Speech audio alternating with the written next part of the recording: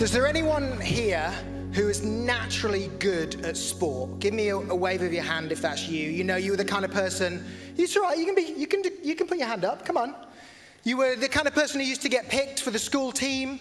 You were the kind of person who used to get picked first at break time. You're just naturally athletic. If that's you, come on, give me a wave of your hand. Yeah, all right, you can put your hands down. Is there anyone who was in the other group? Is there anyone who wasn't naturally good at sport? Not a naturally athletic person? Come on, let's see some hands, people. Maybe online you can throw an emoji up to demonstrate how you felt about doing sport at school. You know, I was in that group. I was in the group where we used to get picked last in PE. I was that person who always got made to go in goal when you were playing football. That's where you put the person that was the worst, right? It doesn't make any sense, does it? But that's where I was once so bad in goal that a friend of mine went in goal instead of me, and with the next shot, he broke his arm. So that's how I helped him out. But this wasn't just a problem that I had when I was at school. This is something that I found that continued for me into adulthood. I used to be part of the team for the Proclaimers football team in the Norfolk Christian League. Now, I've got to be honest with you, the Norfolk Christian League is only called the Norfolk Christian League because it's churches that play in it. It is the least Christian environment that you will ever play football in. It was like, you know, let's not say too much about some of the tackles and some of the language that happen in the Norfolk Christian League. But I was so bad that I never got to play for the Proclaimers football team. I was always on the bench. And the problem with being on the bench in the Norfolk Christian League is that if you're on the bench, you quite often end up as the linesman. Now, I know they call them an assistant referee now, but this was so long ago that I was a linesman. Week in and week out, I would put my kit on to go and then put a bib over the top and run up and down the line with a flag. I once got so angry at a refereeing decision during a game that I threw my flag down in anger. Now, the psychiatrist in me would now suggest that I probably wasn't angry with the referee as much as I was frustrated with having to be on the bench.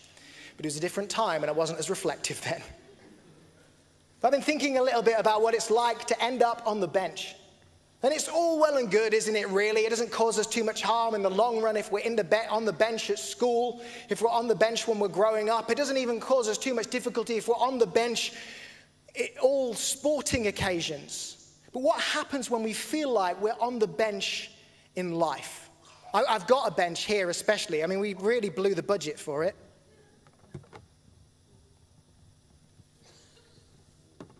But what happens, you know, because we all have dreams, don't we? We all have like aspirations. We all have things that we hope that we will achieve in life. But what happens when those things don't seem to happen as quickly as we want to?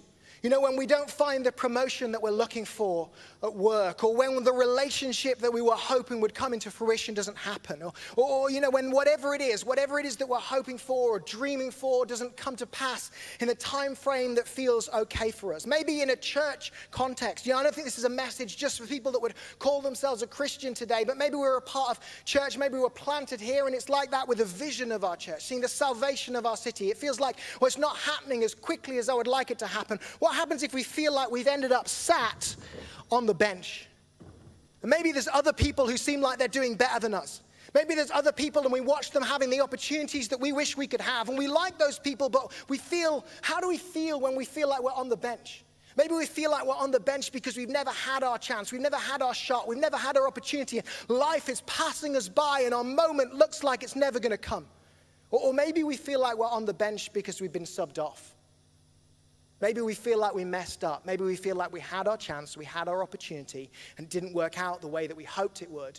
And we have ended up going from playing on the pitch to sitting on the bench. And we wonder while we're sitting here, well, am I missing out on my opportunity? Have I messed up so badly that I'm never going to get a chance again? Was that it? Have I missed it? Have I ruined it for good? I don't know if any of you have ever experienced this in life. I know there's been times when I feel like I'm sat on the bench and everyone else is achieving the things that I wish I could achieve. I'm sitting there waiting for my turn. And what are some of the emotions that we go through when we're sat on the bench? Well, I think one of the things that we first experience when we're sat on the bench is we experience this frustration, don't we? We feel cross maybe. But what does frustration come into? If you leave frustration for long enough, it kind of becomes disillusionment, doesn't it? We think, oh, well, maybe it's never going to happen for me. Maybe it isn't going to work out. Maybe I should forget about getting that job. Maybe I should forget about that relationship. I'm never going to try for a promotion again. I'm never going to date again. Maybe that's how we decide. And maybe we start to turn our back on the opportunities that we were hoping for. Maybe we go, oh, do you know what? Forget it. Maybe the other thing is that we try to do is we try and force it. Maybe we try and take matters into our own hands. Maybe we try and find ways to engineer what it is that we were hoping for. And maybe what that looks like is we start to compromise on certain things that we believe. Maybe we start in a business sense, perhaps. Maybe we start to compromise our integrity and our honesty to make our business work. Or maybe we start to compromise what we see about relationships. Maybe we try and kind of force our way into an opportunity that isn't there for us. And like a football team with one too many players on the pitch, it doesn't work out well. There are consequences to those compromises. Maybe the other thing is that we try to do is we try and fake it. Social media teaches us, doesn't it, that you can kind of airbrush your life. Maybe we try and do the real thing IRL in real life. Maybe we try and fake it. Maybe we spend more money than we have to buy the things that we wish that we had. Maybe we push ourselves into debt. Maybe we find other ways. Maybe we tell ourselves, well, that wasn't actually my dream. I always dreamt of being here. I never liked the idea of a promotion. I never wanted to be a consultant. Whatever it is, maybe we start to tell ourselves, maybe we decide to fake it. Maybe this is what we do when we are faced with delays in life, when we feel like we are sat on the bench. Maybe we try and force it, fake it, or say forget it. But the trouble with all of these things is that they don't actually work out that well for us. That any of these choices can be harmful in the end. So is there something else that we can do instead? We've been doing this series for the last couple of months called Uncommon. It's all about exploring grace. We've learned so many lessons about grace along the way, too many lessons for me to summarize in a few minutes. But one of the things I think we sometimes miss about grace is the importance of grace for an opportunity at just the right time. That yes, grace is about the goodness of God that is available to us all the time, but there is also grace for opportunity that opens up before us at the right time. Let me show you an example of this from the Bible. Let me show you a passage which talks about the early church.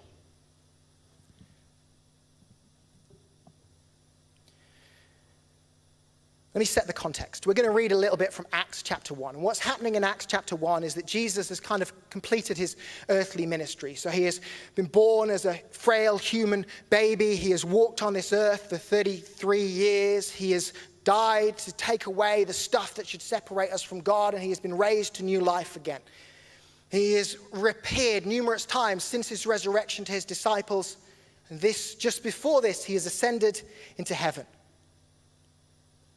And then as the writer of this book of Acts, Luke, fills in some of the details, they begin to talk about Judas, the disciple who betrayed Jesus, and about how Judas died. Judas, who was one of Jesus' 12 followers who betrayed Jesus and then killed himself. It says this, Peter, one of the leaders of the early church, is speaking, and it says this from verse 20.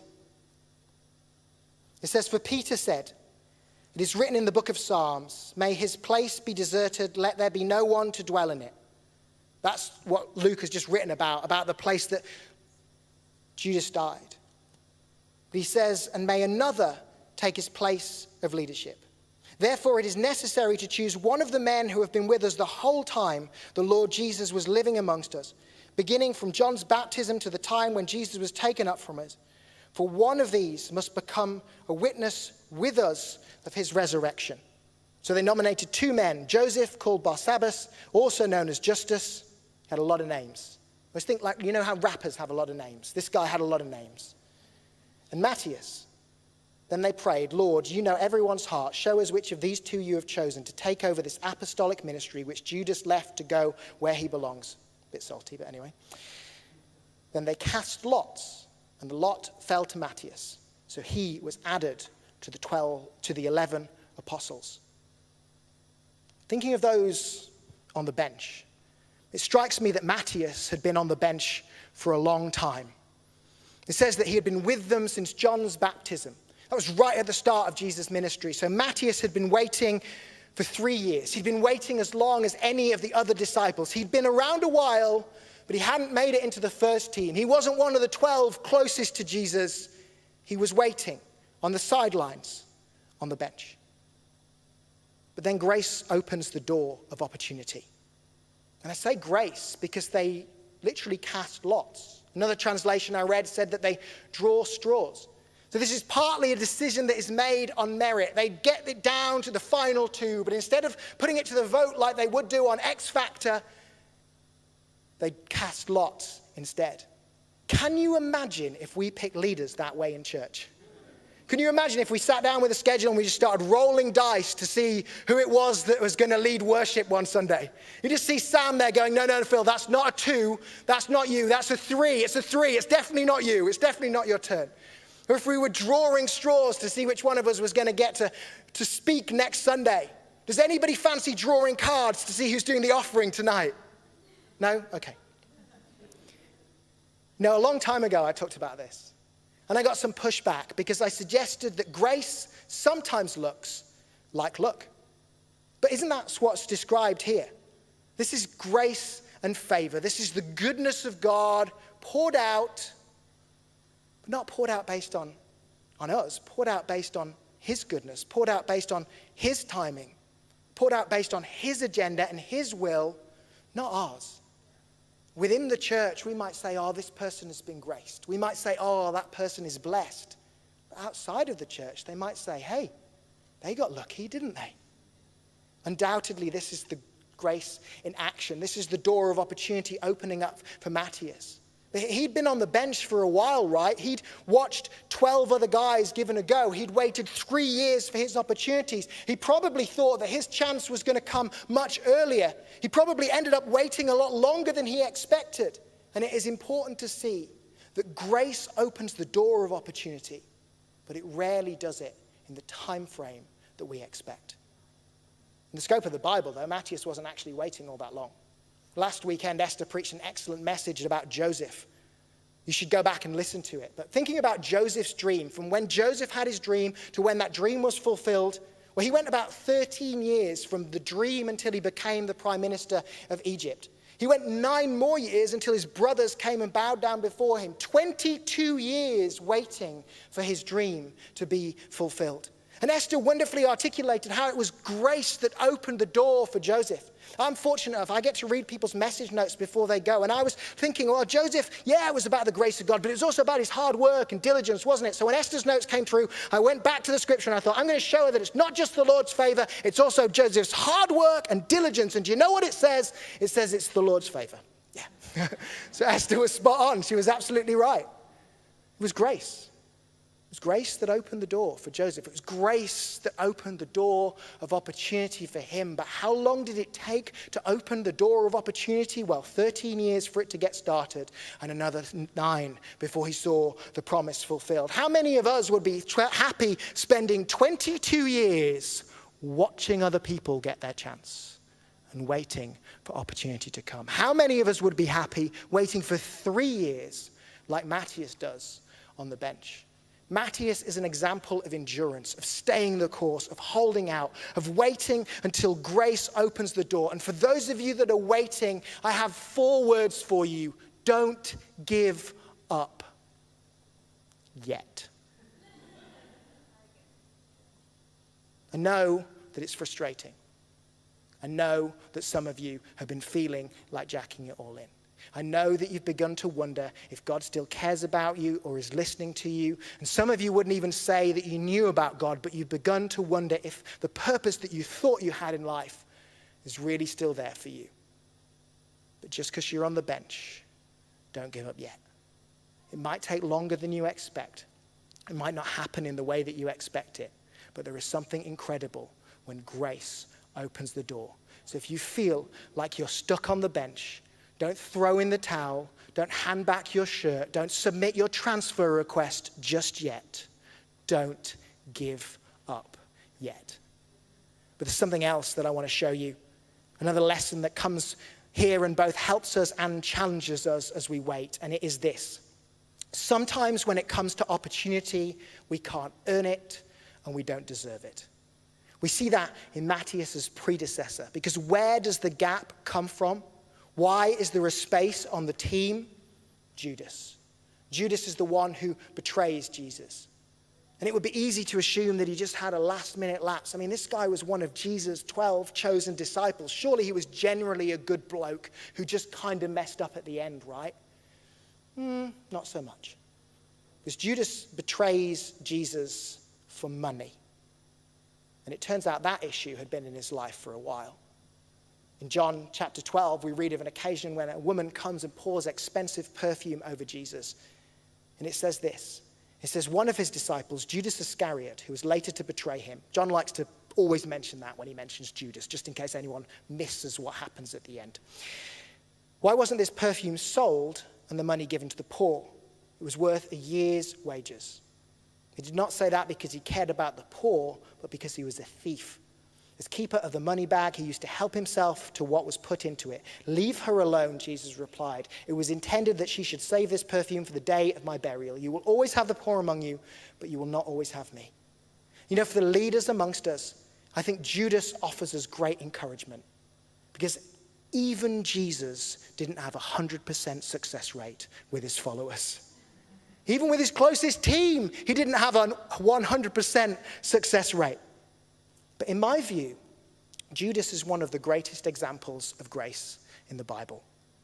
Because this is the man who would eventually betray Jesus, who gets to live in close proximity to him for 3 years first. Even though he has issues, even though he's stealing along the way, and the way Jesus addresses it, Jesus probably knows. It's best not to steal when you're looking after the finances of the Son of God. But even though Judas has all of these issues, he still gets to be part of the group that is closest to Jesus. Jesus addresses it here, but he doesn't push Judas away. God's patience is far longer than we might imagine. His mercy is evergreen. It is new every morning, as we sang today. His grace is greater than our shortcomings. He allows far more opportunity than we could ever earn or deserve. Judas shows us the goodness, kindness, patience, mercy, and endurance of the grace of God. And this is good news for anyone who feels like they're on the bench because they're not ready or capable. It's good news for anyone who's on the bench because they feel like they messed up and missed their chance.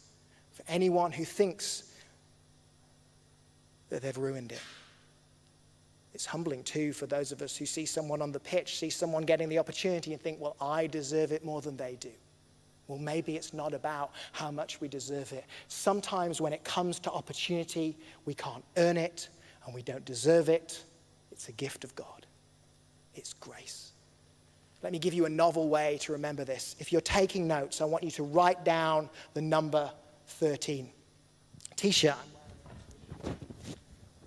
reminds me of this. I don't want to wear it just for the whole of the message because you'll get distracted by what it says on the back, I know from experience. But it's got a tiny little number 13. I want you to write down the number of 13 because we think about the number 13 being unlucky, don't we? Like that, I think that's probably why they stuck it on this T-shirt. It's certainly when we see it appearing in popular culture, when we see it around the place, people are like, oh, number 13. You don't want to be number 13. If you're on the bench, right, you don't want to be number 13. You don't give the substitute goalkeeper the number 13 because the number 13 is seen as being unlucky. And the reason many sources would suggest that the number 13 is seen as being unlucky is because Judas was the 13th disciple. I want to suggest to you today that we need to reframe the way we see the number 13. And that when you see the number 13 this week, I want this to be the reminder for you. That 13 reminds us, Judas's position reminds us that the grace of God is far more extravagant than we might imagine. It is far more enduring than we might imagine. His patience and forgiveness is far more all-encompassing than we might imagine. I've entitled this message, Lucky Number 13. Because Judas doesn't show us bad luck. He shows us God's enduring affection towards us. And his replacement, the new 13th man, he shows us that grace opens the door of opportunity. That it might not happen in our time frame. It might not happen as quickly as we'd like. It may not happen as we planned it or expected it. But at the proper time, grace opens the door. So whenever you see this number this week, 13, remember, there can be opportunity even when you can't earn it and don't deserve it. But you might have to wait a while on the bench. So what do we do then with this understanding? Well, the challenge really is to be ready when opportunity does come. Or perhaps more accurately, to stay ready. To not only be ready in the early stages of our aspirations, to not only be ready when that dream is first born or that hope first begins to rise, but to remain in a state of readiness even when time has passed and the waiting has continued and the challenges have come. There's also a challenge even to stay ready when we're out there, to stay ready when we're on the pitch, to not allow complacency to overtake us, because you can be part of the closest group to Jesus and still lose sight of the goal. When things are moving, when opportunity is unfolding, to do the opposite of what Judas did and maintain a readiness to engage with the purpose of God. But what does it look like to stay ready? Well, I've got 3 R's of readiness for you. Firstly, readiness requires us to be relational. We see the importance of relationship in the example of Judas, because Judas isn't actually very good at what he does, is he? I mean, Judas is stealing from the treasury. He's taking money out of the money bag. And I'm pretty sure that stealing is about the worst thing you can do if you're the treasurer. So his performance is terrible, isn't it? He's the striker who doesn't score goals, the defender who can't head the ball. He's the goalkeeper who can't save it or catch crosses. His performance isn't the thing that gets Judas to be in the top team. And it isn't the importance of his role either, because, I mean, treasurer is an important job, right? Like in the Charities Commission, there's only a few positions that you have to have on the board, and treasurer is one of them. Judas is the treasurer, but the importance of the role doesn't do him any favors either. He might have the title, but it means nothing about his closeness to Jesus. It's one of the reasons why I'm not that keen on titles in church, because I think sometimes they give us the wrong idea about what really matters. So the possibilities that are presented to Judas are not about his performance or about his importance. The possibility presented to Judas is about his proximity to Jesus. It is linked only to knowing Jesus. When he loses that, he loses it all. This teaches us something about what really creates possibility in the economy of grace. Possibility isn't presented by performance or importance, but by proximity to Jesus. You might want to write that down. Proximity isn't presented by performance or importance, but by proximity to Jesus. It's not about you. It's about him. Judas loses sight of that and loses everything in the process. He becomes more focused on money than he is on following Jesus, and he finds that money is a good servant, but a terrible master. Lost, without direction, he makes the tragic choice to end his own life. If we are to endure a period of waiting and still be ready when opportunity comes, we need to place a high priority on relationships, especially our relationship with Jesus. For those of us that are Christians, we might want to ask ourselves, how much of a priority do we really place on our relationship with Jesus? Do we build our lives around him, or do we squeeze him in when we can? Do we engage with him consistently, or do we only call out to him when trouble comes? Is Jesus our first thought or our last resort? Because I think he's okay with the latter, but there's so much more for us with the former. For those that wouldn't say that they were a Christian here today, who perhaps have never made a decision to follow him, please know that that relationship is open to you too. Often I speak to people who think they have to sort themselves out or do the right thing before they can come to Jesus, and nothing could be further from the truth. The reality is that you can't earn it and you don't deserve it, but Jesus waits with open arms. That through his death and resurrection, he has already done all that was required to open up a way into a relationship with God. Maybe you need to think about that a little bit more. Maybe you need to take that tentative first step towards him. Maybe you just need to take the search a bit more seriously. And that relational element extends beyond our relationship with Jesus to our friendships. Do our friendships bolster our readiness? Do they help us to stay open to opportunities? Do they inspire us onwards in our relationship with Jesus and in life in general? We become like the people we spend the most time with, or often we do. For that to happen, especially in terms of readiness, we have to be relational, but we also have to be receptive. As mentioned, it's the money issue that brings down Judas. As we see in the account mentioned earlier, Jesus specifically challenges Judas on this, yet Judas isn't open to it.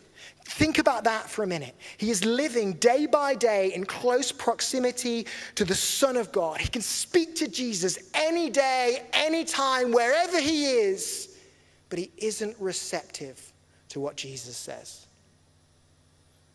Could that be true for some of us? We can learn so much while we're waiting. We probably learn more from the struggle than we do from success.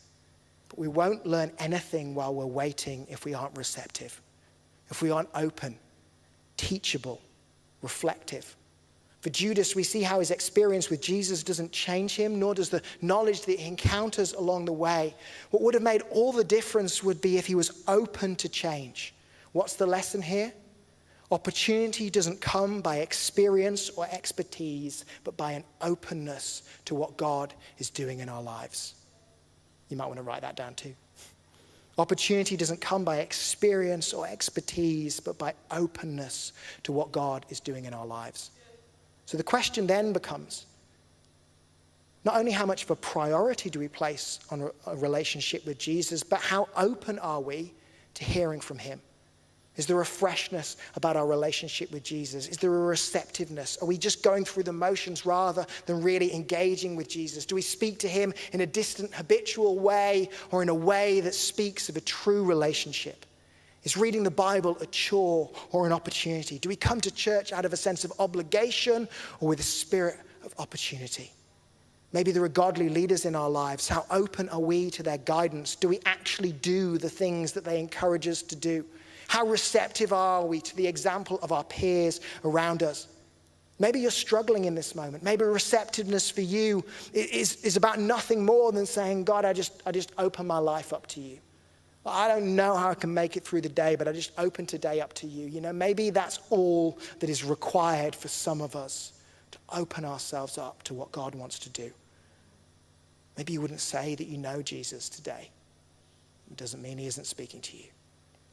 Possibility isn't presented by performance or importance, but by proximity to Jesus. Opportunity doesn't come by experience or expertise, but by openness to what God is doing in our lives. So if we want to stay ready, we need to be relational and we need to be receptive. And finally, we need to find our rhythm. This third point might seem like an odd one, but sometimes, people end up on the bench because they need a break. Elite footballers can't play at the highest level every match, every time necessarily. There are people who are coming back from injury who need some time on the bench before they're released back into match fitness. Sometimes there are people who are training and developing and preparing, and they're good, but they're not ready for the first team yet. In order for us to make the most of that, we need to be comfortable with our time on the bench. And I wonder whether what brought Judas down in the end was that he tried to force it. If he was following Jesus for fame and success, if he was following Jesus for financial gain, maybe he grew weary. Maybe he grew weary of the waiting. It's interesting that he goes to the Pharisees quite soon after Jesus challenges him on the money thing. Maybe he got tired of waiting for the future that he was hoping for. We don't have to grow weary. Jesus promises rest to those who follow him. There's this beautiful verse that we've mentioned a few times in this series. It's worth just taking a moment to reflect on it, even if it's familiar to us. Jesus is speaking, and in the Message translation, it puts it this way. It says, "Are you tired, worn out, burned out on religion? Come to me, get away with me, and you'll recover your life. I'll show you how to take a real rest. Walk with me and work with me. Watch how I do it. Learn the unforced rhythms of grace. I won't lay anything heavy or ill-fitting on you. Keep company with me and you'll learn to live freely and lightly." That sounds good, right? Still sounds good, even if we've heard it 100 times before. This draws us back to grace. Pastor Tom talked about the rhythms of grace, about the idea of water coming in and out, the rhythm of the ocean. Sometimes waiting provides us with the space that we need to rest. especially those of you that feel like you've had to take a step back for some reason, like you're not on the front line like you were before. Don't feel bad if that has to happen. Don't feel guilty. Sometimes that step back is part of the rhythm. It's part of the ebb and flow of grace. One of the things that's important to stay ready is finding a sustainable rhythm, one that includes enough rest as well as enough work. And I say that because we need to recognize that Jesus is not saying that we only find rest through inactivity. Walk with me and work with me, it says. That's the paradox here, that even when you're on the bench, you might still be working. It may not feel like work that directly contributes to your dream. It may not feel like work that is opening up opportunity for you. It might be work on your character. It might be work on your resilience. It might be training for the day when your day comes. Those youngsters that are waiting on the bench, plenty of the best footballers in the world spent time on the bench because they were in training. They were developing the endurance and the character that they needed more than the talent that they needed. Rest, then, is not the absence of work. Rest is moving forward at the pace of grace. You could write that down too. Because what that describes is not trying to force it, not trying to make it happen on our own, but being comfortable with the ebb and flow of God at work in our lives. You know, you can be waiting without stagnating. Waiting is holding on until opportunity comes. But there is plenty that you can be doing in the meantime. What does that look like? Well, sitting on the bench is not the same as being in the stands. If you're on the bench, you are still in the squad, you're just not in the team. The person in the stands is just a spectator.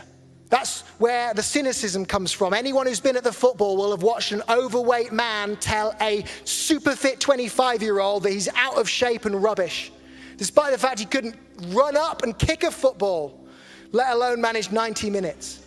The spectator in the stand often ends up criticizing the player on the pitch, but the man on the bench is ready when opportunity comes their way. So maybe you're not playing the game you hoped you were playing. Maybe you're just taking part in the training session at the moment. But just because you're not on the pitch doesn't mean that you have to be in the stands. Maybe now's the time to lean into the things that you can do, to begin to train by getting involved. Maybe there's a team that is waiting for you to join them, and it might not be the dream role, but it might be just the place that you need to be to develop. And I'm not just talking about developing for a role in church. I'm talking about developing yourself to be out there in the world. I hope that your dreams involve changing the world around us, making our world a better place. But maybe getting involved here will help develop you for the moment when the manager calls and it's time to step onto the pitch.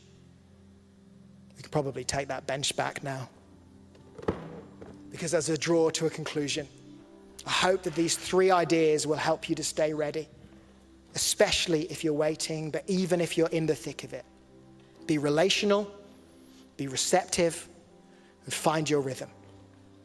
Because who knows what could happen in our community if we adopted this approach? How many future dreams stand a better chance if we stay the distance? How many lives could be transformed if we don't force it or fake it or say forget it? But wait until the door of opportunity opens up. I think our world has grown used to delays and detours. And I think the church has told plenty of people that they're not worthy of getting on the pitch. So let's show them another way. There can be opportunity even when you can't earn it and don't deserve it. But you might have to wait a while on the bench. So don't quit. Stay ready. There is grace for you to play your part at the proper time. Thank you.